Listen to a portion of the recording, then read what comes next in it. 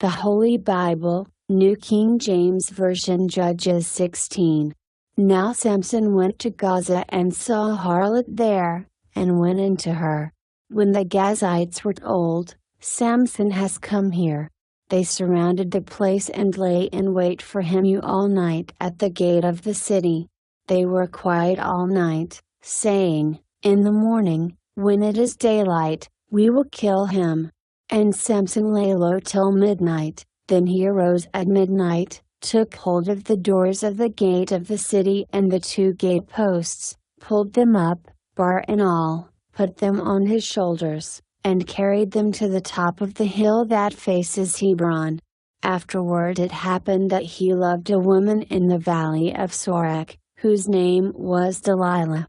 And the lords of the Philistines came up to her and said to her, "Entice him, and find out where his great strength lies, and by what means we may overpower him, that we may bind him to afflict him, and every one of us will give you 1,100 pieces of silver." So Delilah said to Samson, "Please tell me where your great strength lies, and with what you may be bound to afflict you." And Samson said to her, "If they bind me with 7 fresh bowstrings, not yet dried, then I shall become weak, and be like any other man."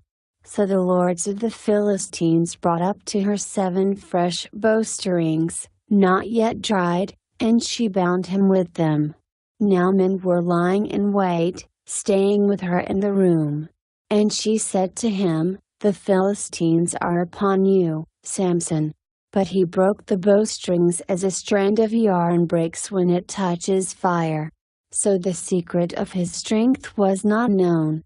Then Delilah said to Samson, "Look, you have mocked me and told me lies. Now, please tell me what you may be bound fault with."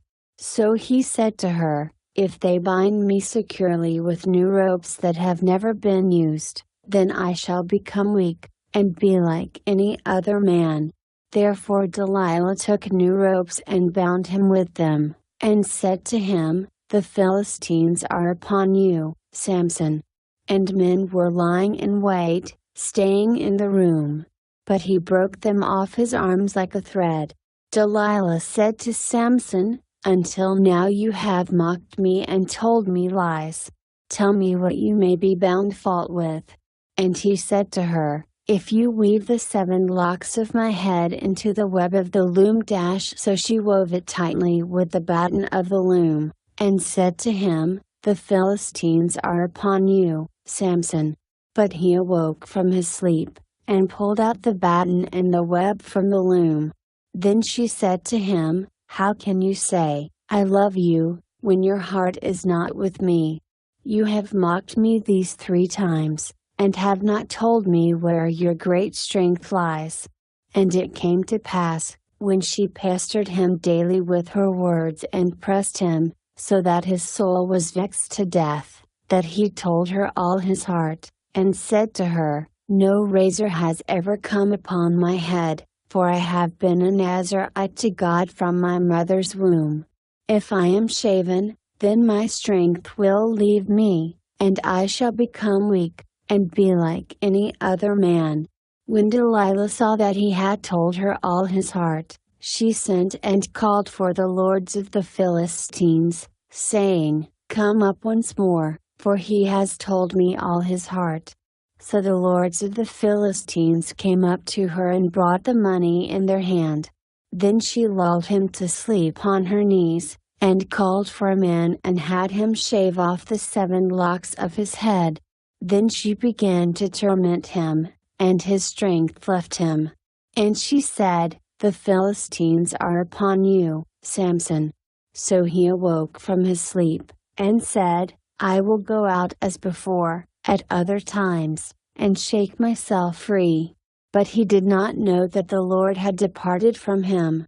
Then the Philistines took him and put out his eyes, and brought him down to Gaza. They bound him with bronze fetters, and he became a grinder in the prison. However, the hair of his head began to grow again after it had been shaven. Now the lords of the Philistines gathered together to offer a great sacrifice to Dagon their god, and to rejoice. And they said, "Our God has delivered into our hands Samson our enemy."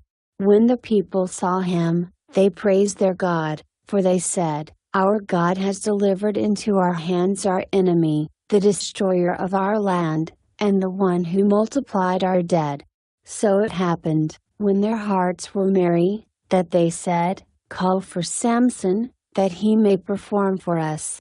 So they called for Samson from the prison, and he performed for them. And they stationed him between the pillars. Then Samson said to the lad who held him by the hand, "Let me feel the pillars which support the temple, so that I can lean on them."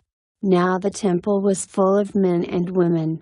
All the lords of the Philistines were there, about 3,000 men and women on the roof watching while Samson performed. Then Samson called to the Lord, saying, "O Lord God, remember me, I pray. Strengthen me, I pray, just this once, O God, that I may with one blow take vengeance on the Philistines for my 2 eyes." And Samson took hold of the 2 middle pillars which supported the temple, and he braced himself against them, one on his right and the other on his left. Then Samson said, "Let me die with the Philistines." And he pushed with all his might, and the temple fell on the lords and all the people who were in it. So the dead that he killed at his death were more than he had killed in his life. And his brothers and all his father's household came down and took him, and brought him up and buried him between Zorah and Eshtaol in the tomb of his father Manoah. He had judged Israel 20 years.